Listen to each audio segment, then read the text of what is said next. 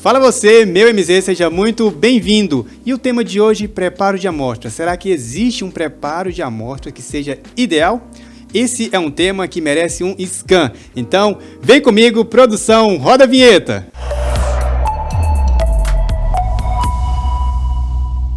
Eu sou o Lucas Maciel e você está no ProtonAction, seu hub analítico, seu hub regulatório.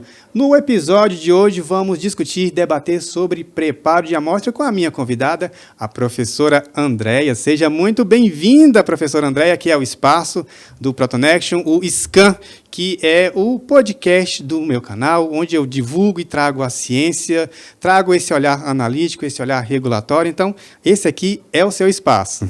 Muito obrigada, Lucas. Eu que agradeço o convite e a oportunidade de poder conversar com você. E você está na Federal de Goiás, só que a sua história não começou... Você não começou aqui na Federal de Goiás, certo? Exato. Hoje eu sou docente na Universidade Federal de Goiás, no Instituto de Química, mas minha trajetória é um pouquinho mais longa e mais distante de Goiás, né? Vamos dizer assim. Eu sou natural de Franca, no interior de São Paulo, mas fiz toda a minha formação, graduação e pós-graduação na Universidade de São Paulo, no campus de Ribeirão Preto. Olha, quase que a gente... Em que ano você terminou lá? Eu terminei em 2011 e eu finalizei meu pós-doutorado lá. 2011 eu estava começando no mestrado lá. Tá vendo? Eu acho que a gente se cruzou, mas talvez eu não lembro do seu rosto, mas enfim. Mas o destino nos trouxe até aqui. Nos trouxe de volta, isso que é importante. Sim. Então, já que é um scan, vamos dar um scan aí nessa sua trajetória profissional. Conta então um pouco, você passou lá por Ribeirão, você fez a graduação... Isso, eu fiz o bacharel e a licenciatura em Química, lá em Ribeirão Preto mesmo, na USP. Depois entrei para o mestrado, mas logo já passei para o doutorado direto, então eu fiz doutorado direto em Química também, lá no Departamento de Química, e fiz 2 anos de pós-doutorado lá também, junto ao Departamento de Química lá. E aí apareceu a oportunidade, você passou no concurso e está até hoje... Isso. Na verdade, é uma oportunidade a gente que busca ela, né? A gente não espera muito. Mas o que aconteceu foi que no ano de 2011 eu já era casada e meu esposo veio para Goiânia, passou num concurso também na Federal de Goiás e... abriu uma oportunidade de vir como professora substituta no Instituto de Química. Então, eu prestei como substituta inicialmente, fiquei 1 ano nesse cargo de professora substituta. Na sequência, apareceu um concurso na Federal de Goiás, mas no campus de Jataí, aí que eu fui aprovada. Também fiquei 1 ano em Jataí, quando abriu a vaga para cá. E aí eu consegui ser aprovada aqui. Então, foi um caminho meio tortuoso, mas que no final me trouxe até aqui. E aí, na sua formação, pegando aí o doutorado direto que você fez, em que área que você focou, no que você realmente foi ali investindo? O meu doutorado foi junto lá no Departamento de Química, junto com a professora Maria Eugênia Costa Queiroz, que trabalha bem na área de preparo de amostra para métodos cromatográficos, né? Então, foi tudo métodos... a ver com o canal Hub Analítico, Hub Regulatório. Então, é o que a gente vai discutir aqui, preparo de amostra. Continua. Exato. E aí foi na área, né, seguindo aí métodos de extração e separação. Então, essa foi a minha área escolhida para trilhar a pós-graduação, mas, assim, venho de antes, né, anterior, porque a gente, a veia acadêmica não começa na pós-graduação, né, então, fiz iniciação científica durante todo o período que eu estive na USP, em outra área, completamente diferente. Eu trabalhava com química inorgânica, síntese de complexos de rutênio, então nada relacionado às separações, né? Mas ao final da minha graduação, acho que no penúltimo ano eu senti que aquilo não era o que eu queria. Então eu fiquei 3 anos fazendo iniciação nessa área, mas no último ano eu conversei com o meu orientador de iniciação, falei, olha, professor, Acho que não é o que eu quero trilhar, apesar de gostar e sentir muita afinidade aqui pelo grupo, acho que não é o que eu quero para os próximos anos da minha vida. Aí ele me incentivou bastante, falou, não, acho que vocês são novos, estão na graduação, tem mesmo que buscar, conhecer outras coisas. E aí, nessa minha busca por outros ramos, outras áreas da química, eu gostava muito de analítica e era uma área que eu tinha muita afinidade durante a graduação. E, nesse período, eu fiz a disciplina com a professora Maria Eugênia, de métodos cromatográficos, e me apaixonei. E aí fiz a proposta para ela, olha, você aceita uma aluna sem experiência nenhuma, né? Ela foi super receptiva na época e ela estava iniciando o grupo dela também lá no departamento, então ingressamos juntas. Juntas, que bom, que bom. E aí eu pude vivenciar toda a experiência mesmo, né, de montar um grupo, de ser a primeira a receber os ensinamentos dela e propagar esses ensinamentos para os que vieram depois. Então, você foi a primeira de doutorado? Fui. Olha, dela junto no departamento, sim, né? Ela vinha de outra instituição antes, então ela tinha outros alunos anterior a mim. Mas no departamento de química lá da USP, eu fui a primeira. E aí, então, já que você passou por essa experiência de ajudá-la e montar o laboratório dela, e, enfim, estruturando e tudo mais, isso foi uma bagagem para o que hoje você estruturou o seu laboratório. Exatamente, me ajudou muito, me deu muita visão da carreira acadêmica em si, né? Porque a gente, como aluno, não tem muito essa visão, a gente chega e está tudo pronto, a gente só é muito passivo, né? Você só recebe. Então, eu pude acompanhá-la de perto, né? Nos desafios de montar um grupo de pesquisa, isso me ajudou bastante e me auxiliou na certeza do que eu queria para a minha vida profissional também.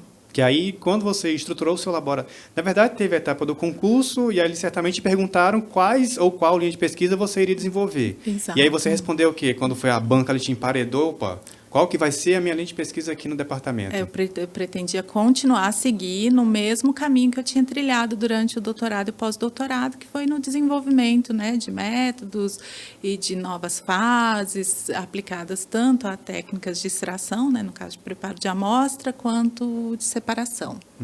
E aí você, hoje, linhas de pesquisas que você tem no seu laboratório. Fala um pouco aí para a gente. Hoje a gente eu atuo bem nessa área, né, tanto de desenvolvimento de novas fases aplicadas para o preparo de amostra, né, fases sorventes para o preparo de amostra, quanto para análises, seja por separações, né, métodos de separação, os cromatográficos, quanto para análise direta por espectrometria de massas. Então, Mais um ponto em comum, você está vendo aqui, preparo de amostra, cromatografia, espectrometria de massas. Estou gostando dessa conversa, prossiga. Como eu divido, né, um espaço na universidade, no meu laboratório é compartilhado com outro professor que tem grande experiência em espectrometria de massas, acaba que a gente tem um sinergismo aí entre as áreas, como você mesmo disse, né, as coisas... Ninguém está isolado. Tem uma confluência. Isso mesmo. E acaba que a gente entra em uma área ou outra ali e trabalha conjuntamente, né? Beleza, vamos lá. Para quem está aqui ouvindo a gente, pode ser que não trabalhe com preparo de amostra, que está querendo entender. Quando a gente fala assim, você já comentou da cromatografia, da espectrometria de massas, e a gente vai detalhar aqui nessa conversa, mas antes de chegar na aplicação em si, na técnica em si, o que é, Andréia, professor Andréia, o que é o preparo da amostra mesmo? Por que é tão importante? Por que se fala, independente da área, biomédica, ambiental, toxicológica, industrial, por que se fala tanto nesse preparo de amostra? Defina aí o que é esse preparo de amostra, então. Tá, eu vou Olha, aqui você tipo uma banca. Você tipo uma banca aqui agora, tá? Ótimo. Eu vou conversar com você como eu ministro uma disciplina, né? E eu gosto sobre essa temática e eu sempre falo para os meus alunos, né? Quando o pessoal de casa assiste uma série, vê, né, essas séries de investigação, como CSI, acha que a vida do cientista ou a vida do analista é muito simples. Então, e aí? Não, antes dela responder, só uma coisa aqui. Você já se inscreveu no canal? Se inscreve e lembre de ativar as notificações, que aí toda vez que tiver um conteúdo novo, você vai ser avisado. Agora, voltando para você, continue então. Então, as pessoas têm a impressão de que você pega um pedaço de pedra, coloca dentro de um equipamento e você sabe a origem. Não sabe, não? Para mim que foi. Claro que não. Seria um sonho, né, a gente conseguir isso. Então, aí você saber tudo acerca daquela espécie a partir de um pedacinho, né, de uma amostra. Mas não é assim que a vida real é, Como né? que é, então, a expectativa real? E a realidade são bem diferentes. Então, a realidade, traga aí a teoria do que é o preparo de amostra, o que se pensam que é e como é na prática mesmo, a realidade. Aí a realidade, a realidade envolve muito sangue, suor, né? E lágrimas. Que também dá para quantificar, não é verdade? A gente pega ali o plasma, lágrima. Com certeza, tudo é válido ali como amostra, mas a nossa realidade é que a gente precisa saber muita informação, né? Antes de determinar como que nós vamos manipular essa amostra, né? Então, a gente precisa primeiro saber o que a gente quer, que informação que a gente quer tirar daquilo, né? O que a gente busca. E depois, outra informação que a gente precisa saber se a minha amostra tem só aquilo. Nunca. Nunca. Seria muito simples o mundo se a gente analisasse e tivesse técnicas capazes de determinar só o que a gente quer, né? Mas a gente se depara com uma série de compostos, né? A natureza é muito complexa e a gente precisa saber quais os efeitos desses outros compostos na nossa análise, né? Então, a gente direciona o preparo da amostra, como a gente chama, né? De acordo, eu vou transformar essa minha amostra em algo que possa ser analisado por um sistema analítico que me dê a resposta que eu quero, né? Ou que seja capaz de me dar essa resposta. Então, o nosso trabalho começa nessa investigação. Qual o preparo de amostra que eu vou buscar, qual a técnica analítica que eu posso usar para obter a resposta que eu desejo, né? Então, é um trabalho mental anterior ao trabalho braçal da bancada, né? Que aí a gente vai entrar em outros percalços, né? Então, a gente aqui está falando especificamente de técnicas cromatográficas e espectrometria de massas, e essas técnicas têm as suas limitações, têm as suas especificidades, então a gente tem que buscar entender bem a técnica analítica também para saber como que nós vamos ter a melhor resposta analítica desses sistemas, né? Verdade. E aí, a partir disso, manipular a nossa amostra adequadamente, ou fazer um preparo de amostras adequado para análise nessas técnicas. Trazendo, então, pelo que eu captei da sua resposta, é uma forma de tornar apresentável a molécula, o analito em si, que a gente quer avaliar, para aquela técnica de detecção em si. Então, como que eu torno esse analito aqui apresentável? Então, eu tenho que pensar e também simplificar a matriz, porque assim, a gente quer analisar esse analito, esse composto, mas sem esquecer que ali no entorno dele, que seja aí novamente a lágrima, o suor, o sangue, tem ali os interferentes. Exato. E aí a gente tem que ter um passo a passo para tentar pegar realmente o que interessa para a gente e deixar o que não interessa ali, minimizar realmente que não saia naquela resposta analítica que a gente está avaliando, buscando aí uma resposta adequada. E eu já te emendo aqui. Existe um preparo de amostra que seja aquele ideal, ou existe o que é o perfeito? O que você pode falar sobre? A gente está dando a definição do preparo de amostra e já te pergunto, existe o preparo de amostra que seja ideal? Essa resposta não é, vou dizer assim, se quer uma resposta sincera ou uma agradável, né? Na verdade, a gente não tem o preparo de amostra ideal, né? O ideal, acho que o sonho de todo analista é não ter preparo. Esse é o objetivo que a gente busca. Pegar a amostra, já injetar. Nosso objetivo é ser o cientista do CSI. A gente pega a amostra e coloca lá e tem a resposta. Mas, infelizmente, a gente não dispõe de tecnologia capaz dessas informações, né? Especialmente falando aí das técnicas cromatográficas e espectrometria de massas. Mas eu acho que, se a gente pensar em termos de tempo, de custo da análise, né? Então, você vai ter ali que o preparo da amostra corresponde pelo menos a 70% do tempo da análise em si. Né? E aí tem diferentes estimativas, né, e estatísticas, mas eu colocaria ali no 70%. E também no custo da sua análise, porque por mais que o equipamento seja um equipamento de alto custo, né, especificamente dos que a gente está abordando aqui, é um equipamento que tem uma vida útil muito longa, você consegue recuperar esse investimento do equipamento. Agora, o preparo de amostra é um para cada amostra, né? Então, e agrega um custo elevado a todo o processo.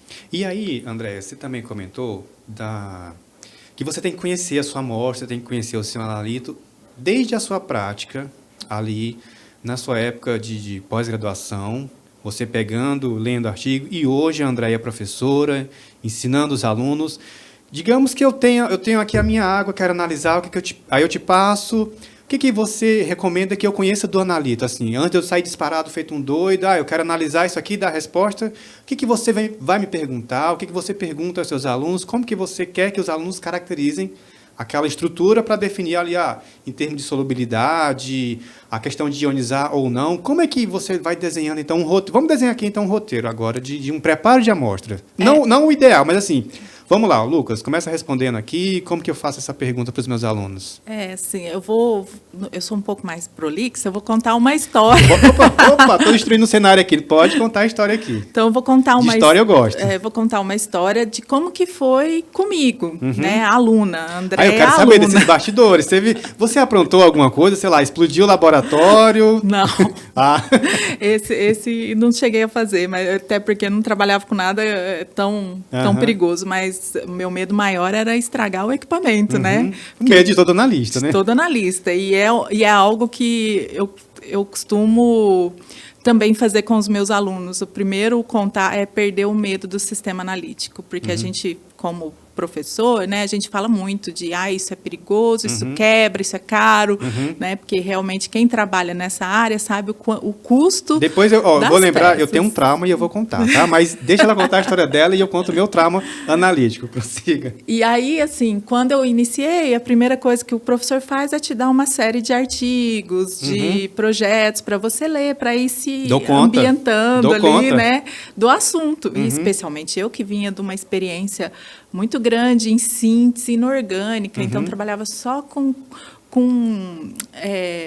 compostos químicos ali reagindo, trabalhando com vidraria simples, né, processos que são muito manuais, depende muito pouco de instrumentação, né? Então, e muito químico mesmo, só solução, solvente, água.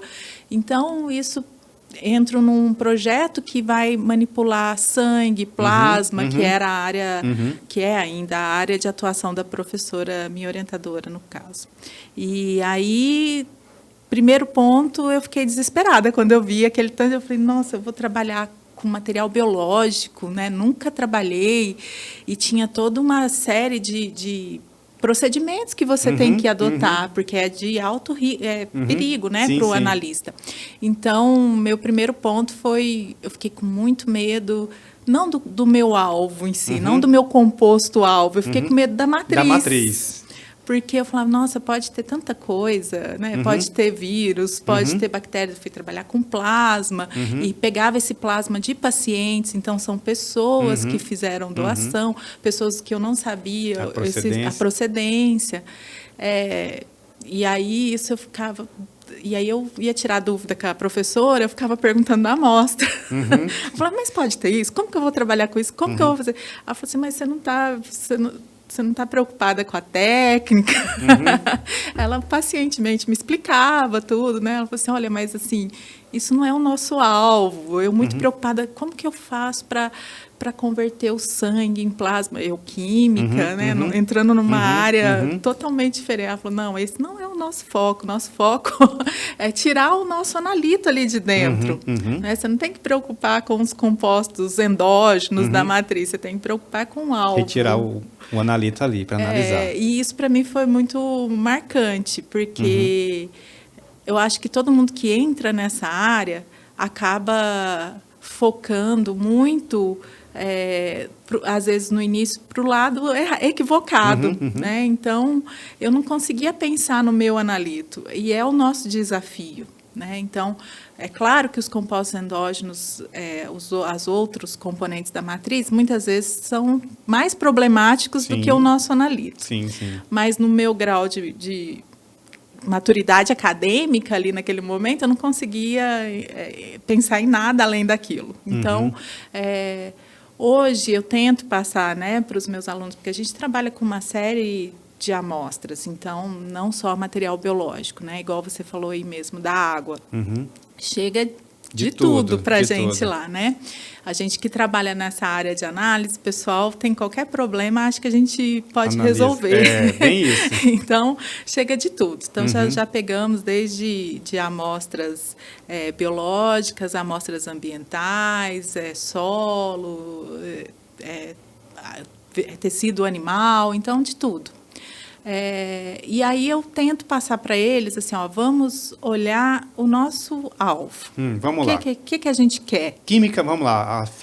As características físico-químicas. Vamos lá, estou gostando. Vai lá, funila. O que eu vou observar? Eu vou ver que tipo de molécula quais os grupamentos que essa molécula tem, né, que ela possui.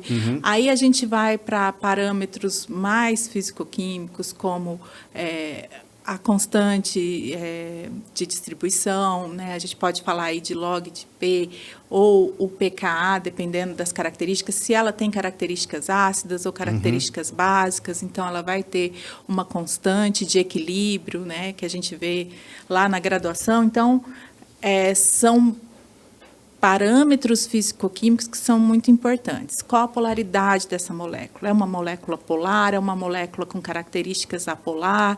E isso vai definir grande parte do preparo de amostra que a gente vai adotar para fazer essa análise. Vamos lá. Gostei aí desse raciocínio, até interrompi aqui, só para não perder realmente o que você estava comentando, esses parâmetros. Vamos lá, log de P, pKa. Como que você ensina para os seus alunos, está lá com esse desafio em mãos, como que você prepara os alunos para receber isso e o que é um log de P, o que é o pKa, para os alunos entenderem? Olha, a gente tem que pensar num sistema, é difícil falar assim, quimicamente, não. De forma muito simplificada, mas a gente tem que pensar que uma molécula ela vai ter características que fazem com que ela se distribua de forma diferente entre dois meios. Né? Então, falando grosseiramente, vamos falar de polaridade. Certo. Então, moléculas que têm características polares ou características mais apolares, certo. Elas vão ter preferência por um meio semelhante, né? O que a gente usa de semelhante dissolve semelhante. Certo. Né? Então, moléculas com características polares vão ter preferência a ficar com seus iguais. Então, certo. Um solvente que também tem características polares.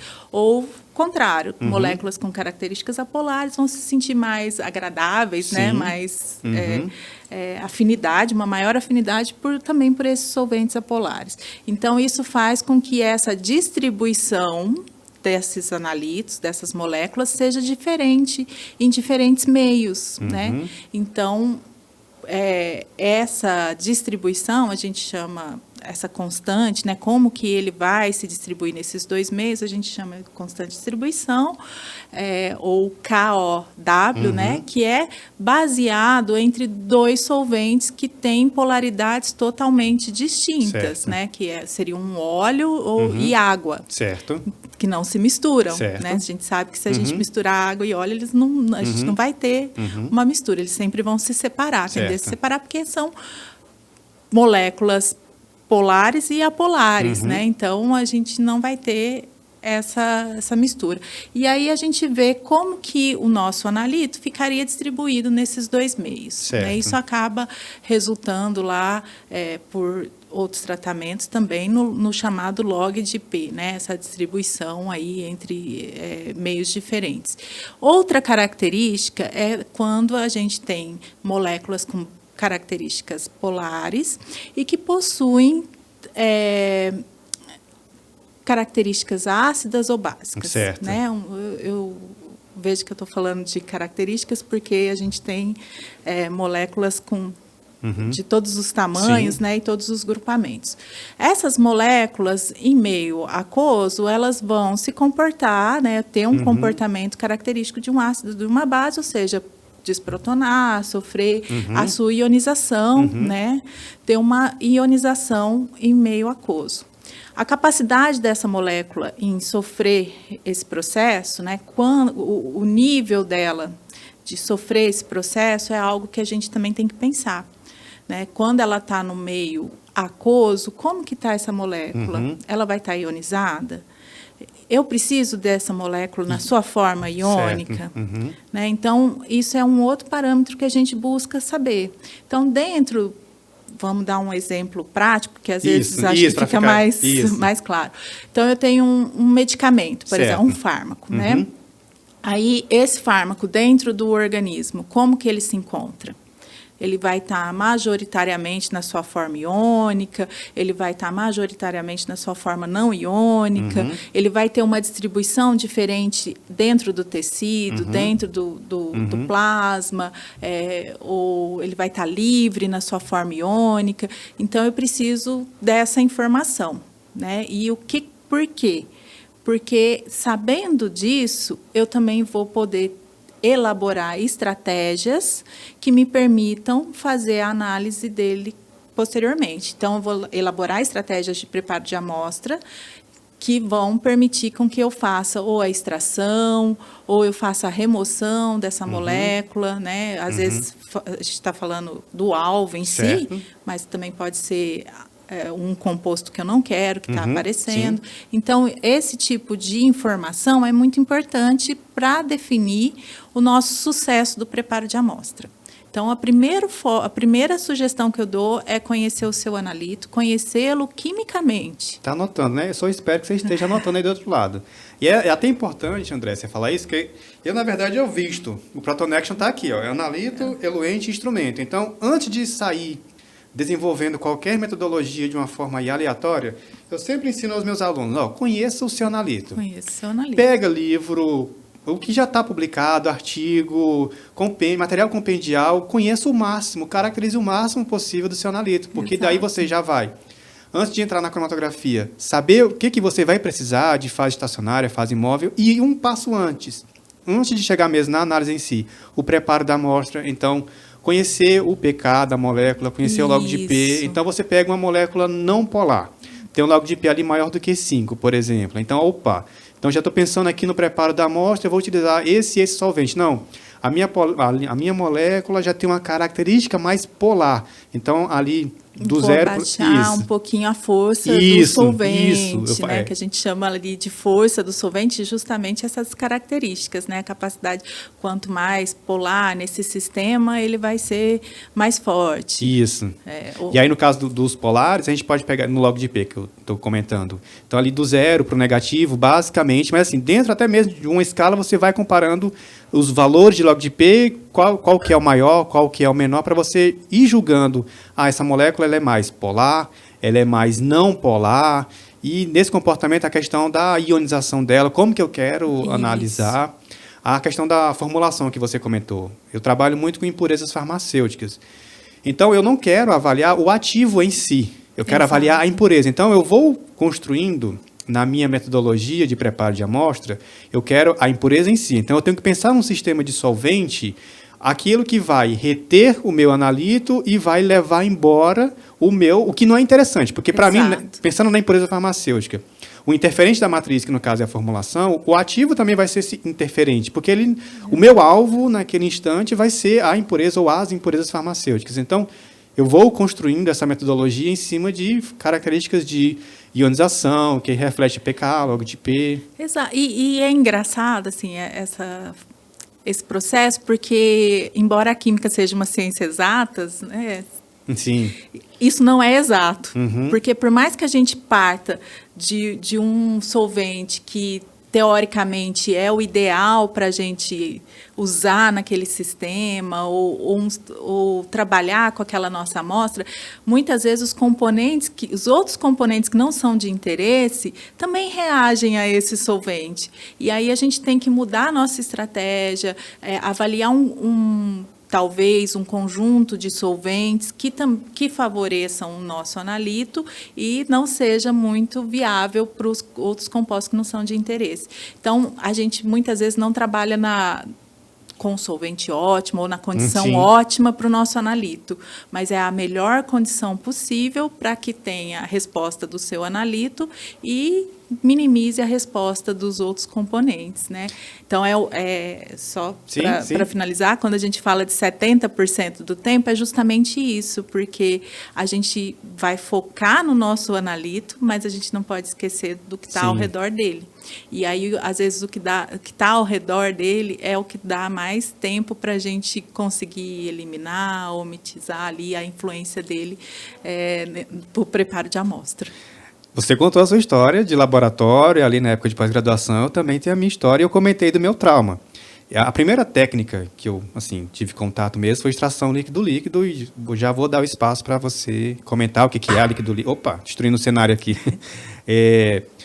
Foi a líquido-líquido, e ali numa das etapas da líquido-líquido eu trabalhava com metabolismo in vitro, então tinha o ativo, era um produto natural, trabalhava com o professor Anderson, também no mesmo departamento que você fez a pós-graduação. E efetuava o metabolismo in vitro, só que o meu interesse era realmente o metabólito que era formado. Então, trabalhava com a líquido-líquido, fui ali tendo aquela série de solventes, qual que dá uma melhor recuperação para o meu metabólito e tudo mais. E aí, numa das etapas, tinha uma tal de centrifugação. Centrifugação. Você coloca todo mundo aqui nivelado, no mesmo volume, e eram uns tubos de vidro que eu trabalhava até então tranquilo. Um belo dia, eu sempre fazendo a mesma coisa, coloquei os tubos na centrífuga, bem distribuídos, bem homogeneizados no volume. Não me pergunte por quê. De repente, aquilo virou um liquidificador. O vidro começou a ser destroçado na centrífuga. Eu não sabia. Aí, na minha cabeça, era a tal da explosão do laboratório. Então, centrífuga é o meu trauma. Eu não sei se é o seu, se for, comenta aqui. Mas centrífuga eu não posso passar. Até hoje, eu não posso passar próximo de uma centrífuga, porque eu já lembro da cena. E aí, nesse mesmo dia, tinha um colega, na época eu estava fazendo mestrado, ele estava fazendo doutorado, ele falou, Lucas, fica tranquilo, fica calmo, isso só acontece com quem trabalha. Então, assim, gerou o trauma, mas ao mesmo tempo deu alívio. Beleza, eu só vou saber se eu fizer. Então, eu precisei aprender cada uma das etapas ali da líquido-líquido, cheguei na centrifugação, e na centrifugação aconteceu isso, aprendi. Isso acontece com quem trabalha. Beleza, contei essa história, enfim... Também aconteceram histórias com você, também acontece comigo, com qualquer um analista, tá? E aí eu comentei da líquido-líquido, e a gente fala aí dessas técnicas clássicas, já comentando o que é um preparo de amostra, realmente é deixar aquele analito ou analitos apresentáveis para a técnica de detecção, e você trouxe esse valor numérico, ali 70% do tempo, aproximadamente, que a gente investe para deixar bem preparada, e eu comentei da líquido-líquido. Então, para quem está ouvindo a gente, o que é essa extração líquido-líquido? Antes da gente, vamos passando aqui por cada um, tentar passar, porque o tempo realmente não vai deixar. E se você tiver interesse em preparo de amostra, comenta aqui embaixo também, que a gente grava um novo episódio. Com certeza. Acho que a gente tem temas aí para falar vários episódios. Dá para fazer uma série aí de só episódios de preparo de amostra. A gente tem diferentes técnicas, né? Hoje a ciência evoluiu muito e... Graças a vários pesquisadores ao longo dos anos, aí, o preparo de amostra tem se modificado muito. Mas os clássicos, né, vamos chamar assim de técnicas clássicas, inclui a extração líquido-líquido. Acho que todo mundo que que teve uma experiência num laboratório, alguma vez se deparou com uma extração líquido-líquido. Ela justamente trabalha com essa questão da distribuição de um analítro entre duas fases immiscíveis, né? Geralmente 2 solventes immiscíveis, como óleo e água, que a gente estava falando. Então, a gente usa solventes de diferentes polaridades e vê como que esses analíticos se distribuem entre esses solventes. Então, aí cabe a gente aquele conhecimento físico-químico, né, da nossa molécula, conhecer bem a estrutura, saber para que fase ela vai ter preferência, né? Em geral, o que se faz é partir da solução aquosa, né, do extrato, no caso, né, vamos falar assim, de um extrato de plantas, ou uma matriz que seja solúvel em água, né, um solvente aquoso.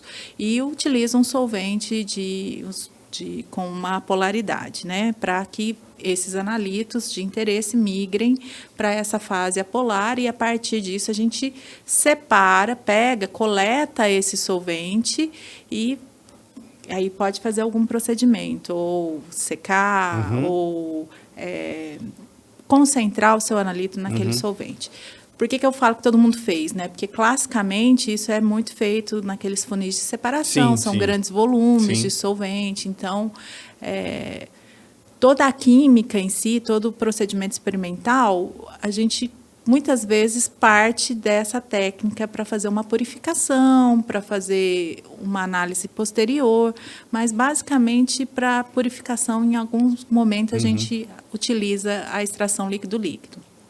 Então, foi uma das técnicas mais empregadas ao longo dos anos, aí, das décadas, para preparo de amostras para diferentes análises, não só falando de cromatografia e espectrometria de massas, mas diferentes técnicas analíticas que a gente poderia utilizar a partir desse preparo de amostra, né? Então... Só que assim, ela ao longo dos anos, você comentou, ela é bem utilizada, só que aí falando da química verde, trazendo para o contexto da química verde, já não é tão agradável, digamos assim, se trabalhar, dado o volume de solvente que é empregado, enfim. E aí a gente pode falar, eu trabalhei com extração líquido-líquido na época do mestrado, doutorado, eu trabalhava era microsomas, eu fazia ali o metabolismo in vitro, e ali daquele meio microssomal eu tinha que extrair o meu metabólico. Então eu lembro que eu trabalhei muito com acetato de etila, por exemplo. Só que em um determinado momento eu fui também trabalhar agora com farmacocinética, e aí eu até tentando mesmo investigar e aprender uma nova técnica, foi onde eu saí da líquido-líquido e parti para extração em fase sólida, SPE, SPE, enfim, depende da região que você está falando aí. Lá em São Paulo eu aprendi. No Piauí eu falo SPE, o E é aberto mesmo. Lá no Ribeirão é SPE, é mais fechado. E aí aprendi a parte de extração em fase sólida, SPE, falar do cartucho. O que é essa extração em fase sólida?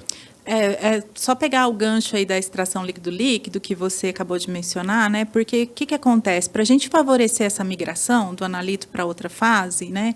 Ou seja, tem ali duas fases que não vão se misturar. Então, como que o meu analito vai sair de uma fase e migrar para outra? O tempo necessário para que isso ocorra num sistema estático seria enorme. Sim. Então, para a gente minimizar esse tempo, o que a gente faz é misturar, né? A gente agita as soluções, isso vai aumentar a velocidade de transferência, a velocidade de fusão desse analito, né, para o outro meio e favorecer o processo de extração. Só que quando a gente faz isso, o solvente apolar geralmente gera vapores, ele é mais volátil, né? Então você tem a formação de vapores e o que a gente recomenda é abrir o sistema, né? Então, quando a gente trabalhava com o funil de separação, a gente abria a torneirinha e a gente até ouve o escape do gás, né, devido a essa movimentação que tem dentro do balão e a volatilidade do solvente. Durante esse processo, acaba que não só você tem o consumo muito grande, tanto da amostra quanto do solvente orgânico, mas você expõe o próprio analista a esses vapores. Então, o analista que está ali fazendo esse preparo, ele está respirando todos os vapores desse solvente orgânico, que é tóxico, né? Então, a gente sabe, né? Hoje a gente tem muito mais consciência da toxicidade das coisas, né? Então, não só dos solventes, e também expõe o analista a possíveis compostos presentes na sua amostra que podem ir para essa fase gasosa também, né? Então, falando especialmente de amostras biológicas, se você tiver vírus presente ali, você pode aspirar, ou micro-organismos que estão presentes podem ir também e ser aspirado, ou contaminar esse ambiente. Então, você tem uma exposição muito maior do analista, do ambiente, e uma geração de resíduos químicos muito alta, usando a técnica. Essa técnica líquido-líquido, você já mencionou, você usava em escala já reduzida, né? Então, a gente tubinho assim. reduziu muito a extração líquido-líquido. Hoje a gente consegue fazer com pequenos volumes de amostra, pequenos volumes de solvente, tem variações. Eu comecei trabalhando com tubos de vidro, assim, mais ou menos 5 ml, depois eu finalizei, parti para uns tubinhos de plástico, não vou falar o nome da marca, porque é propaganda, mas... mas é assim, aquele sim, tubinho que a gente... Justamente. Todo mundo conhece, né? Inclusive pela marca. Justamente. Mas a gente chama, né, esses pinos. E aí acaba que a química se preocupou, né? Acho que não só a química, todos os ramos da ciência, né, tem preocupado muito com essa questão de processos mais sustentáveis. Sim, sim. E esse tipo de análise, ela realmente não era sustentável da forma que ela é conduzida, né, nesses volumes. É claro que até hoje ela tem o seu uso, tem a sua importância, mas a gente busca sempre esse menor consumo de solvente, a menor exposição do analista, a menor contaminação e menor geração de resíduos. E aí a gente vai entrar na extração em fase sólida, né, que veio para tentar minimizar, né, ou diminuir os problemas que a gente tinha com a extração líquido-líquido clássica. A extração em fase sólida, a SPE, ela é considerada também uma técnica clássica já. Ela surge lá um pouco antes de 90, né, assim, a sua maior difusão, né, acho que o maior uso dela, mas ela hoje é considerada uma técnica clássica de preparo de amostra. Utiliza, como você disse, cartuchos, que são tipo corpo de seringa, né? Esse plástico, e dentro desse cartucho a gente tem uma fase que a gente chama de fase extratora, que é um sólido. É um sólido que tenta reproduzir como sólido o que a gente tinha lá no líquido, na extração líquido-líquido. Então, sólidos, solventes com características um pouco mais polares ou apolares, que possibilitam a migração do nosso analito ou uma interação com o nosso analito-alvo, né, de acordo com essas características desse analito. Então, a gente utiliza essa fase para colocar a nossa amostra e o nosso analito ficar ancorado ali. Né? Ou o nosso analito, ou também a gente pode optar por fazer a ancoragem dos interferentes. Sim, né? Sim. E a gente chama isso de eluição. Então, é baseado, basicamente, nos princípios da cromatografia, só que numa escala mais reduzida. Sim. Então, a cromatografia, aquela técnica de separação, que todo mundo conhece, que utilizava uma coluna, né? Um tubo de vidro recheado com partículas sólidas, a gente trouxe isso para o preparo de amostra. Então, o que a gente conseguia ali de interação do analito com a fase estacionária, a gente também consegue ali na SPE para fazer a extração desse nosso analito alvo, do nosso composto de desejo ali, e usando solventes numa escala reduzida, a gente consegue eluir esse analito, ou eluir os interferentes e, posteriormente, eluir o nosso analito e seguir para a análise em si, né? Análise cromatográfica. Porque na SPE, então, você tem ali a escolha do cartucho que você vai trabalhar mediante o analito, o alvo que você tem em mãos. Exato. E no cartucho em si também não é só injetar a amostra em si, tem uma sequência ali que a gente fala, vai da lavagem, do condicionamento, a eluição que você falou, e aí realmente vai depender. Você estava comentando, eu lembrei algumas coisas sobre a amostra, tá? Repassando aqui o que eu já vivi. Você comentou do plasma, do sangue, né, que você trabalhou. Há um tempinho atrás a gente viveu a pandemia, e eu estava no meu pós-doc, eu trabalhava com escarro. Era escarro de pacientes. Assim, eu já saía de casa, a esposa já falando, não volta mais. Que eu falei, mas é ciência, tudo pela ciência, enfim. E era escarro de paciente. Quando eu lembro, assim, todo paramentado aqui, para me proteger, a questão você estava preocupado do plasma, aí, né, vamos pensar assim, não, eu estava com escarro de paciente já com Covid positivo. Até então, eu não tinha tido Covid. E tive depois, mas nada a ver com a amostra, tá? E aí eu precisei... Ótimo que seu preparo funcionou. Você Funcionou. não foi exposto. Tá vendo? Tá vendo? Funciona, né? E dentro da extração em fase sólida, eu cheguei a trabalhar, são uns cartuchos também, já passa a miniaturizar, uns cartuchos de aqueles pocinhos de 96. Porque assim, na extração, na SPE, assim como a cromatografia, você tem uma série são mecanismos de separação. Então, você pode trabalhar ali com um cartucho à base de C18, C8, o que você tem em mãos? Nesse desafio, eu precisava quantificar biomarcadores da doença, Covid-19. Então, para o desafio que eu tinha em mãos, eu acabei trabalhando com troca iônica, um cartucho de troca iônica. Então, só para você ver que tem variedade mesmo, que você quer trabalhar. Exato. E facilitou muito a minha vida, porque eu tinha realmente ali, eram mais de 100 pacientes para analisar. Então, imagine que tem um cartucho convencional mesmo, e ali você vai colocando no manifold, e ali vai ajustando a pressão. Nesse já facilitou muito a minha vida, que eram plaquinhas, e 96 postos, então eu tinha ali aqueles pacientes numa única... aí tinha, realmente, eu mantinha as etapas, lavagem, condicionamento, eluição, mas eu conseguia fazer 96 ao mesmo tempo, eu conseguia automatizar, a palavra não estava vindo à minha cabeça, eu conseguia automatizar. Exato.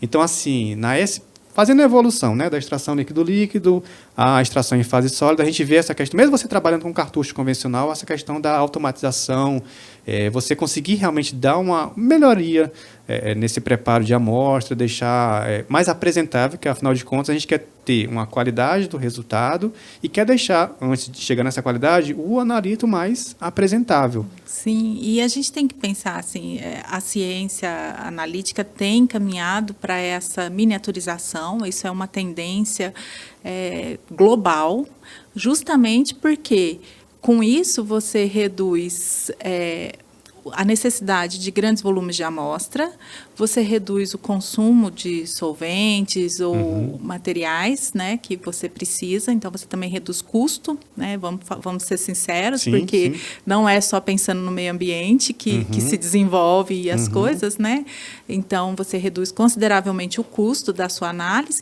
e você gera uma menor quantidade de resíduos, né? Então é um ganho para todas as áreas, né? Então, e automatizar te traz ainda um menor desvio da sua análise, uma maior precisão, uma maior acurácia ali para os seus dados. Então isso pode trazer ganhos analíticos consideráveis. Então não só a miniaturização quanto a automatização são tendências, acho que globais na análise. Então, você falou aí de que usou essa estratégia da extração em fase sólida com esses 96 poços, né, que a gente chama 96 well plates. Lá, isso, né, isso, justamente. Que é algo que já está bem consolidado, funciona bem, tem o mesmo desempenho dos cartuchos, né? O que vai determinar isso é o seu volume de amostra. Sim. Né? Qual que é o seu volume? Eu consigo trabalhar, meu analito tem concentração suficiente em um pequeno volume de amostra, eu consigo concentrar esse analito a ponto de ter uma resposta analítica no meu sistema? Então, ok, posso utilizar essa estratégia miniaturizada. Não é o que acontece, por exemplo, quando a gente trabalha com alguns poluentes em água, né? E pensando em rios, mares. Ambiental também está na sua linha de pesquisa. Tá, a gente tem.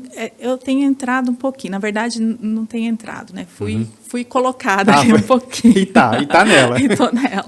Mas você vê assim que esses contaminantes, muitas vezes, estão em baixas concentrações que a gente não consegue, os sistemas analíticos ainda não conseguem pegar.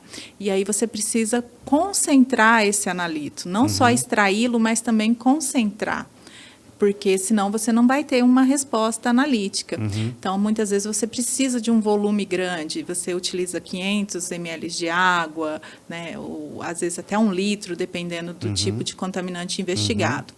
E aí, para esses sistemas que têm um grande volume de amostra, esses sistemas miniaturizados ainda não correspondem, né? Não vou usar um sistema miniaturizado para filtrar 1 litro de água, Sim. né, para passar ali, preparar 1 litro de água.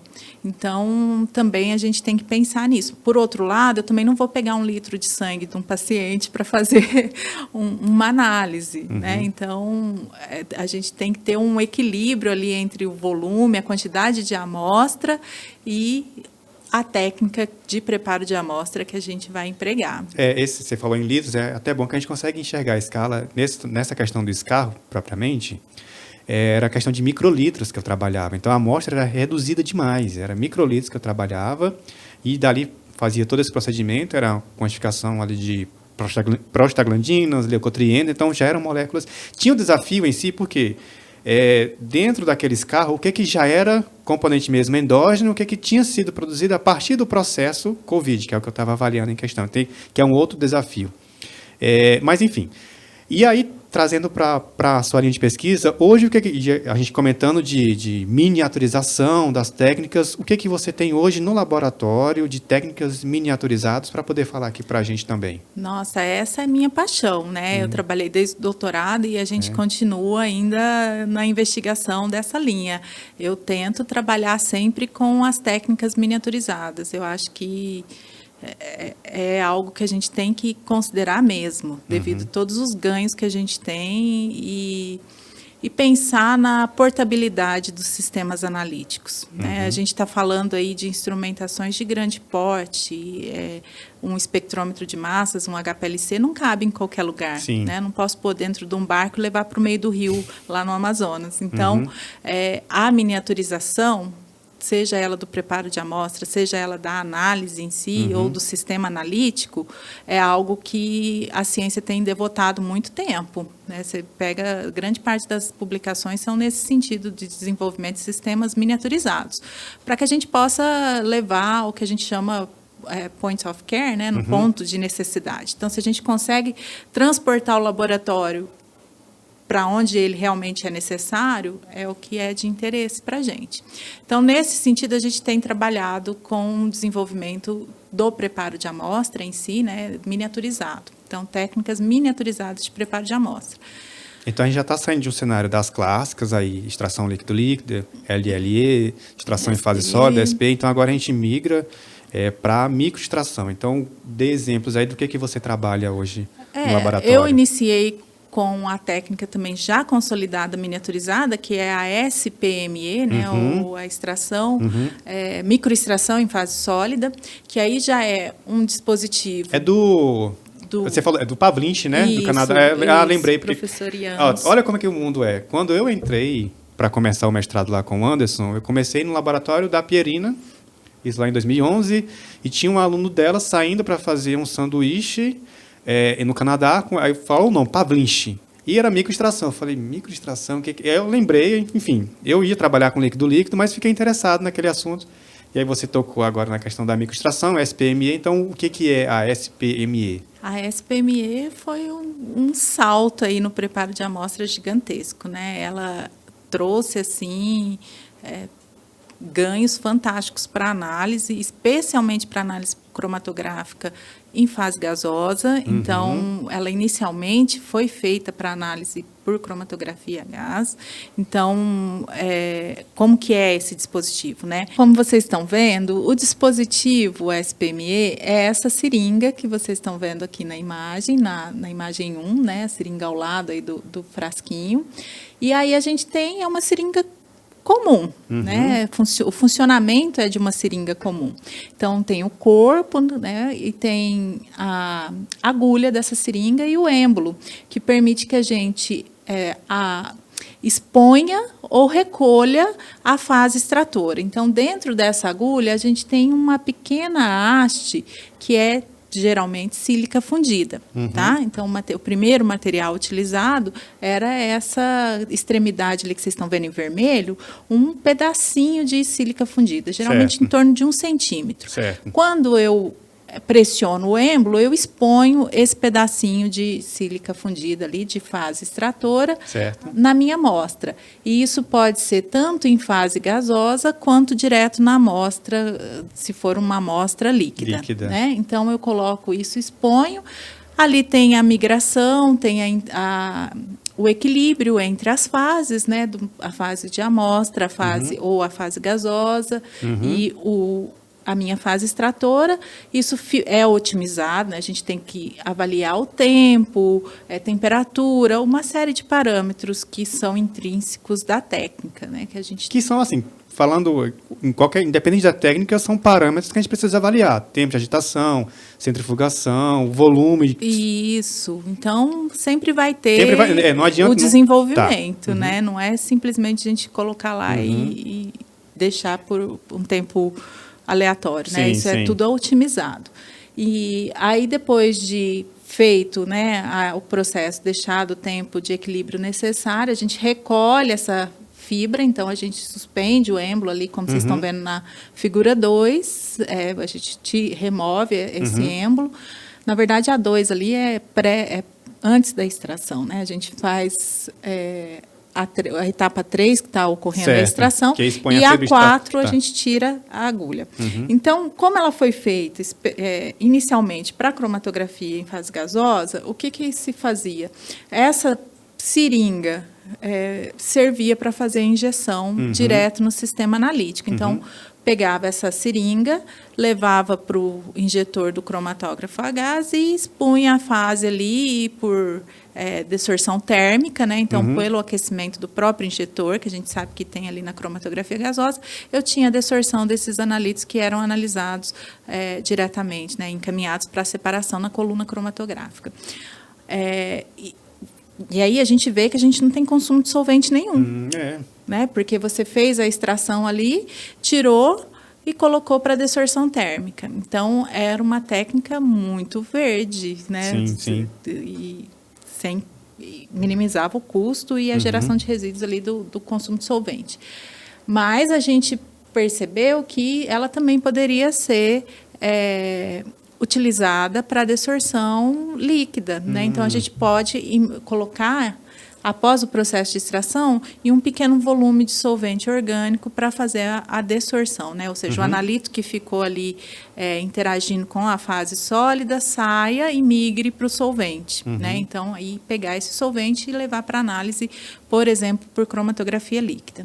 Tem sistemas, na verdade, de desorção direta, automatizada no cromatógrafo líquido também, mas não é muito usual, né? Tem algumas aplicações específicas. Eu, particularmente, no meu laboratório, a professora tinha um sistema de desorção para o HPLC, né, para essa SPME, mas eu não cheguei a utilizar. Então, a gente é mais empregada a desorção offline, né, que a gente chama. Então, faz essa desorção num solvente e leva esse solvente para análise. Só que aí a gente está falando de microlitros. Como a gente tem um centímetro de fase extratora ali, e geralmente são microlitros de filme que recobre essa fase, a quantidade de solvente necessária para fazer essa desorção é mínima. Você usa ali 100 microlitros, 250 microlitros de solvente já é o suficiente para fazer a desorção. Então, é uma técnica muito boa, é uma técnica que ganhou popularidade rápida. O que a gente teve depois dela, né? Aí ela tem uma série de limitações. A primeira dela, que ela é chamada de técnica não exaustiva, ela é uma técnica baseada no equilíbrio. Então, você precisa esperar um tempo para que seu analito entre em equilíbrio entre as fases e você não vai ter uma recuperação, que a gente fala recuperação 100%. Embora os artigos apresentem esses dados são relativos àquela situação. Não é, por exemplo, a situação da líquido-líquido que você vai e realmente tira tudo ali que está ali dentro, né? Toda a massa ali dentro. Então, são técnicas baseadas em equilíbrio e não exaustiva. Mas tem as suas aplicações e tem a sua vantagem, como toda técnica de preparo de amostra. E aí a gente parte para outras técnicas também miniaturizadas, pensadas na extração em fase sólida, como, por exemplo, a extração sortiva em ponteira de micropipeta, que é outra técnica que a gente trabalha bastante no nosso grupo de pesquisa. Você pega a ponteirinha de uma micropipeta, aquela de plástico mesmo, e coloca a fase sólida lá dentro. Então, você tem filtro ali na saída da micropipeta, um filtro poroso, e durante o processo que é rotineiro do analista, de pipetar uma amostra, você já está fazendo um processo de extração. Isso também utiliza baixo volume de amostra, baixo volume de solvente, e você consegue fazer essa extração. No caso, dá uma linha assim que você está aplicando, um projeto que você tem que estar aplicando. Que tem trabalhado com essas técnicas, a gente teve vários. Só para quem está ouvindo a gente entender. O mais recente que a gente acabou de publicar, que está fresco, né, vamos dizer assim, está até quente, é um que a gente analisou nitrosaminas em medicamentos, né, naqueles derivados das sartanas. Né? Então, usando essa técnica da DPX, que a gente chama, né, essa extração em ponteira de micropipeta, usando essa técnica, a gente conseguiu fazer a extração dessas nitrosaminas nesses medicamentos para posterior determinação por LCMS, né, por cromatografia líquida. Um desafio bem atual. Muito, conseguimos valores muito baixos de concentração. E não só para as nitrosaminas alvo, né? Porque tem a regulamentação e algumas nitrosaminas são alvo, mas a gente observou que consegue também outras nitrosaminas que não são alvo da legislação. E aí a DPX você aplicou em nitrosaminas e a SPME qual uma área? A SPME a gente trabalhou com antidepressivos em plasma. Em plasma. Isso, seguido da análise por LC-DAD. DAD, tá. Mas aí conseguiu pegar uma boa concentração. Concentrações dentro do limite ali da monitorização terapêutica. É bom assim você falar, porque a gente está vendo essa técnica DPX, que é a aplicação da ponteira, numa formulação farmacêutica, é uma matriz, e aí você está me trazendo uma quantificação de antidepressivos em plasma. Então, assim, uma outra matriz. Então, para a gente até ver mesmo a versatilidade destas técnicas, tá? Então, foi DPX, SPME, então são técnicas miniaturizadas, independente da matriz. Você consegue aplicá-las e com sucesso. Isso. A gente também agora está trabalhando, até um aluno que vai defender sua tese por esse próximo mês, eu espero, e aí ele trabalhou com a DPX também para análise de melatonina e metabólitos em leite materno. Então, outra matriz, um alimento. Né? Então, você tem diferentes aplicações para essas técnicas. Eu tenho alunos que trabalharam com ela também para análise de solo, contaminantes de solo. De solo, né? Então, a matriz não é muito problema se você tiver uma boa otimização, se você tiver um raciocínio em cima dessa matriz, né? E aí a gente tem outras técnicas, acho que uma das técnicas que eu trabalhei também durante o meu doutorado, a professora Maria Eugênia foi pioneira em trazer essa técnica aqui, que eu acho fantástica, que é uma técnica baseada numa barrinha de agitação, né? A Stir Bar. A Stir Bar... Essa eu nunca trabalhei, não. Então, na época, a professora ainda teve que pagar a licença para utilizar a técnica, porque era patenteada, não sei se hoje a patente já caiu.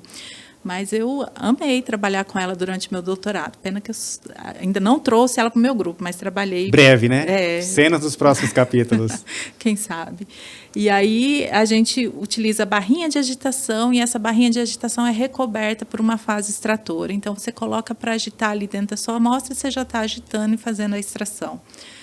Isso eu acho fantástico, né? Eu fico pensando assim, essas pessoas que desenvolveram essas técnicas, tiveram essas ideias de soluções clássicas ali coisas simples que a gente faz, processos simples que a gente faz no laboratório rotineiramente, agitar uma amostra, pipetar uma amostra, e isso acabou trazendo ganhos consideráveis ao preparo de amostra. Essa DPX, né, que a gente utiliza de pipetar, isso já tem automatizado, você consegue pipetar, fazer essa extração em 96 ponteiras ao mesmo tempo. né? Eu não tenho esse sistema no meu laboratório, mas eu já vi em exposições, em congressos internacionais, que é fantástico você programar ali e ele fazer toda essa aspiração da amostra, desorção, e já mandar para dentro do sistema analítico. Nossa, bom demais. Né? Isso dá um ganho de tempo muito grande para o laboratório. Para uma rotina de uma empresa farmacêutica, por exemplo, pensando no caso das nitrosaminas, você conseguir fazer uma análise, né, um preparo de 96 amostras ali, no mesmo tempo, é muito bom, né, de forma automatizada. E vai ter, você está falando de um tema, eu vou tratar aqui de nitrosaminas, vai ter um podcast só sobre desafios analíticos envolvendo nitrosaminas, como que não forma artefato, qual é a preocupação no preparo da amostra, mas isso não é assunto para este podcast, vai ficar aí para um próximo. E antes da gente avançar aqui para mais outros blocos de perguntas, teve já curiosidade da minha parte. Eu, por exemplo, eu acho que a matriz mais esdrúxula, digamos assim, que eu trabalhei realmente foi escarro. Esdrúxula que eu falo assim, convencionalmente eu trabalhava com microsoma, plasma, é fácil de encontrar, mas aí escarro já ficou uma coisa mais assim. Eu lembro que no meu doutorado, na disciplina de elucidação estrutural, tinha um colega que estava fazendo uma quantificação em lágrima. Eu já achei aquilo assim, né? Você, na sua vida, já passou por alguma matriz assim meio fora do comum que... Eu acho que a matriz que me deu mais trabalho em conseguir um aluno que estivesse disposto a trabalhar, né, vamos dizer assim, foi sêmen. Sêmen humano. Esse foi o meu maior desafio, assim, achar quem quisesse abraçar esse projeto. De todas as amostras que a gente já pegou, acho que foi a mais difícil. Mas eu também já tenho colegas que trabalharam com coisas muito estranhas, como mecônio, né, que é aquele primeiro... Mecônio, eu lembro de uma disciplina, cromatografia, na verdade. Foi o Anderson que comentou a questão de quantificação em mecônio. Ele mostrou a foto, vocês sabem o que é isso? Então, eu gravei o mecônio, nunca trabalhei também, nem... Eu estou lembrando agora de uma colega, na época de doutorado, ela era farmacocinética e ela quantificava a partir de fezes, se eu não estiver enganado. Então, assim, a gente vê que matrizes não faltam aí, são as mais diversas possíveis. A gente também já pegou conteúdo estomacal. Nossa. De intoxicação também, animal, mas era animal, era cachorro. Isso também foi desafiador. Os alunos também não queriam. Nossa, professora, o que a professora arruma desse jeito? E a professora que arruma, né? Porque a professora não vai para a bancada mais. Não, e eu fico imaginando, é super fácil, tá, gente? Pega o pKa, logo de P, define, assim, injeta, já tem a resposta. Quase não tem nenhum componente dentro do líquido estomacal. Então. Professora Andréia, a gente está comentando aqui, então, já, enfim, chegando ao finalzinho de mais um episódio, a gente comentando da definição, do efeito matriz. A gente trouxe muito bem, partindo aí das clássicas, chegando aqui na microextração, e eu estou vendo que não para realmente de crescer, das inovações que vem acontecendo. Você que vem acompanhando mais de perto aí as publicações, o que está sendo de novidade, o que tem de expectativa aí para este ano, para os próximos anos, em termos de preparo de amostra em si? Vamos pensar tanto nas clássicas, o que pode melhorar, e o advento das técnicas de microextração. Eu colocaria como ponto principal aí a automatização. Da análise. Eu acho que miniaturização até evoluiu bastante. Agora o desafio está sendo automatizar esses sistemas e também miniaturizar o sistema como um todo, né? Fazer todo o processo de forma automatizada, tanto começar ali do preparo à análise, né? Então, isso é um desafio muito grande e que tem sido alvo de interesse dos pesquisadores, né? Esse acoplamento do preparo com a análise e de forma miniaturizada. Isso e automatizada, né? Então, isso é um desafio aí que a gente tem e que tem trazido bastante interesse da comunidade científica como um todo. E é muito interdisciplinar, porque não adianta eu saber muito da minha amostra, da minha análise, se eu não conhecer um pouquinho da eletrônica, não souber um pouco ali da parte de operação dos sistemas, né? Eu preciso saber, conhecer a fundo o funcionamento, né? O que precisa ter. Então, a gente não trabalha sozinho nesse sentido, né? Tanto o nosso grupo de pesquisa, ele é diverso. Até porque... Já percebi. Tem muita linha de pesquisa. Tem a linha de pesquisa e muitos projetos nessa linha de pesquisa. A gente não tem só químico, né? Então, a gente tem lá dentro farmacêuticos, a gente tem biomédico agora, temos pessoal que trabalha com tratamento de dados, então pessoal que importante. sabe muito de computação, né? E da parte estatística. Então, já passamos por. E o que é importante, né? Porque você tem um desafio. Quantas amostras eu vou precisar? Como que eu vou diversificar aqui na população? Então, a gente realmente vê essa necessidade, não só de se fechar ali no ambiente químico, farmacêutico, biomédico, mas ir agregando essas outras áreas, estatístico, tratamento de dado, muito importante, porque também só gerar o dado ali em si, fazer uma análise atrás da outra, e não fazer o tratamento. Então, o seu desenho experimental, ele foi bem feito? Aquela amostra, aquela quantidade de amostras, define bem para responder a hipótese que você desenhou? Então, de nada adianta também passar madrugadas e madrugadas. Não, vou injetar. Você está sabendo o que você está fazendo? Exatamente. Essa é a minha fala constante para os meus alunos. Você ir para o laboratório e ficar reproduzindo experimento que não dá certo, você está só jogando dinheiro e tempo fora, né? Então, você precisa conhecer né, o que você está fazendo. E esse conhecimento não é conhecer assim... Eu sei o que tem ali. É conhecer bem a técnica, conhecer os problemas que você pode ter, por que seu resultado não está dando certo, por que você não chegou naquele objetivo, onde está o problema. Porque muitas vezes eu ouvia lá, a coluna está ruim, né, na separação cromática. A coluna já está ruim, tem que trocar a coluna. E aí você vai buscando a informação, não é o problema, não é a coluna. Muitas vezes o problema está lá na sua pipeta que não está calibrada, ou na balança. É muito antes disso, né? Algumas vezes até na própria amostragem, você não está coletando a amostra direito, então está tendo um problema ali, então você tem que conhecer todo o processo até para ver onde está o erro, né, se ele surgir. Então, acho que isso é muito importante na vida do analista. E essa formação a gente consegue, não é sabendo tudo do equipamento, né? Eu acho que conhecer a fundo o seu equipamento é importante, mas você conhecer a fundo todo o processo da análise é muito mais importante. Com certeza. Então, os alunos têm muito medo do HPLC, não quero tocar, tenho medo, vai quebrar, e aí vai e utiliza a balança de forma errada, né?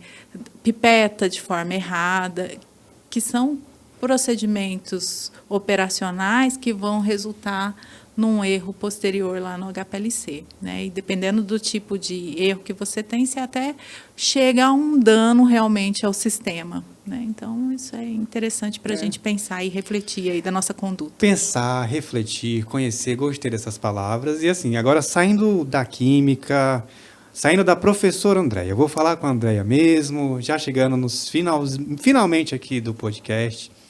Um momento pergunta filosófica, de Andréia para Andréia mesmo. Hoje você docente na Federal de Goiás, já construiu a sua bagagem, mas olha lá para trás, Andréia. Então, o que a Andréia, docente hoje, falaria para a Andréia lá indecisa ainda na parte da química, faço química, não faço química, comecei a graduação, o que você falaria? Andréia, docente, falaria para a Andréia que estava iniciando na química, lá um tempinho atrás, semana passada. Eu acho que eu falaria o mesmo que eu repito para mim constantemente hoje.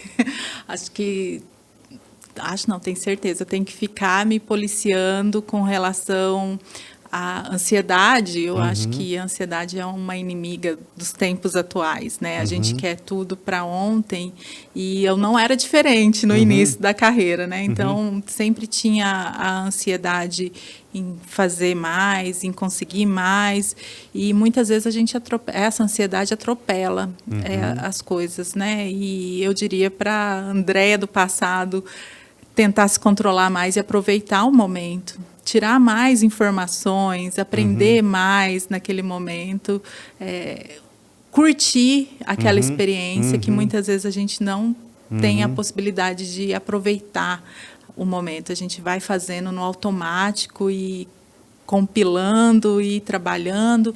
Então, acho que hoje eu traria esse conselho para ela, né? E ainda continuo me dando, falo, olha, desacelera um pouco, né? Calma, as coisas vão acontecer no seu tempo, não precisa querer acelerar, né? Quem muito corre chega antes, sabe onde. Então, acho que isso seria um conselho que eu daria, para aproveitar melhor, tentar tirar o máximo daquele momento, né? Acho que foi muito curto. A gente fica durante a pós-graduação achando que nunca vai acabar, né? Mas quando acaba, você fecha o olho e fala, nossa, foi muito rápido.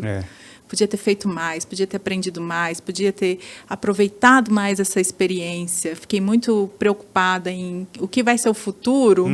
E o futuro está sendo construído, o futuro está ali, né? Então, cuida desse seu presente agora. Cuida do presente. É uma pergunta que eu faço aqui no scan. Quando eu faço o scan, é do assunto em si, preparo de amostra, é o scan da molécula, é o scan do profissional que está vindo aqui, mas a gente sabe que por trás da professora Andréia, do Lucas, de você que está aí do outro lado, tem um ser humano que tem as fragilidades, tem as qualidades, tem as alegrias. E aqui é um espaço que eu acho importante também de trazer isso. Olha, então, essa profissional hoje de destaque, com essa linha de pesquisa, numa universidade federal, aqui no centro-oeste do país, e trazendo essa novidade, trazendo tudo, e trazendo também o que ela, olha, eu poderia ter sido assim, poderia ter feito assim, e para os próximos anos eu estou me policiando nesse sentido. Então, é o que o Lucas também toma de lição, eu tomo para mim, olhando ali para o Lucas no início da graduação, algumas mensagens também eu passo, e eu quero ouvir da experiência dos meus convidados, a partir da maturidade dos meus convidados, que aí é uma forma também do Lucas de hoje, e se moldando também, pegando experiência de outros profissionais. Cada dia a gente vai melhorando. Então, hoje o podcast está, o ProtonAction está nesse patamar aqui, mas é fruto também de muitas conquistas, pouco a pouco, ali, os alunos que eu fui formando. Então, a possibilidade de chegar na vida de cada um desses alunos, e hoje eu estou retribuindo, trazendo mais conteúdo, trazendo mais novidade, trazendo mais profissionais aqui do mercado, para a gente ir sempre trazendo ciência, aprofundando ciência, discutindo ciência, que é o que eu gosto de fazer, afinal de contas. Andréia, professora Andréia, melhor dizendo, muitíssimo obrigado aqui pela sua presença, por ter aceitado o convite. Um episódio maravilhoso, fenomenal. Preparo de amostra é um tema, assim, fantástico, delicioso. Se você tem aí mais dúvida, quer saber mais alguma coisa sobre preparo de amostra, deixa escrito aqui nos comentários, que a gente traz mais vezes para poder discutir o assunto. Não é fácil encontrar um espaço aí na agenda, mas está aqui, a gente foi conversando, vamos lá marcar, agendar, o tema é esse, você gostou, não gostou, quer sugerir, e chegamos aqui. E, enfim, tudo isso para trazer qualidade para você. Fica à vontade para fazer também as suas considerações. Não, eu agradeço muito o espaço da gente poder discutir. E professor, né? Você disse professora, professores todos nós somos, né? A gente, de alguma forma, ensina algo a alguém, né? Então, somos todos professores aí na vida. E eu espero que dessas falas, dessas conversas nossas aqui, surjam dúvidas, porque a gente está aqui para levantar mais dúvidas do que responder questões, né?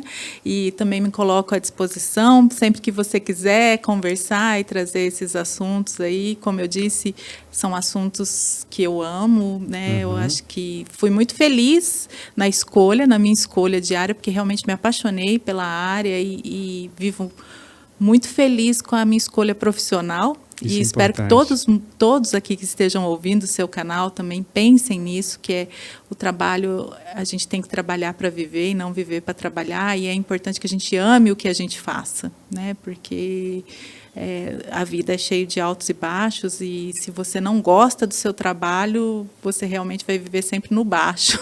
Justamente. Então, eu acho que não existe remuneração que faça você viver feliz plenamente, né? Então, eu sou muito feliz na minha escolha profissional, espero que todos consigam isso.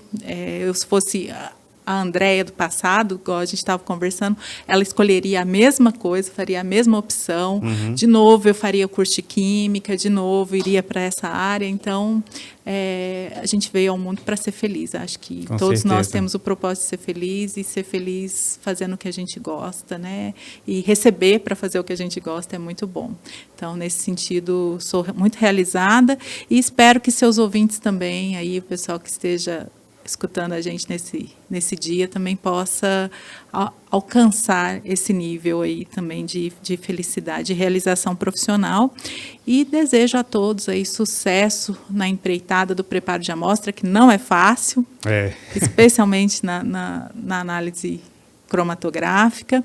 E agradeço você pela iniciativa. Acho que a gente precisa de mais gente discutindo ciência, mais gente trazendo esses assuntos à tona e despertando o interesse, né? A gente vê que tem um campo vasto de discussão. Sim. Hoje a gente teve um exemplo aqui que nosso assunto poderia render um dia, né? Pois é. No mínimo. Mas agradeço. Muito obrigada. É isso aí. Bom, Protonection você pode encontrar no LinkedIn, no Instagram, no YouTube. Vou deixar aqui as minhas redes sociais, as minhas mídias sociais. Procure o Protonection. E aqui encerro mais um Scan, mais um episódio tratando de preparo de amostra. Até o próximo episódio. Abraço, Protonado!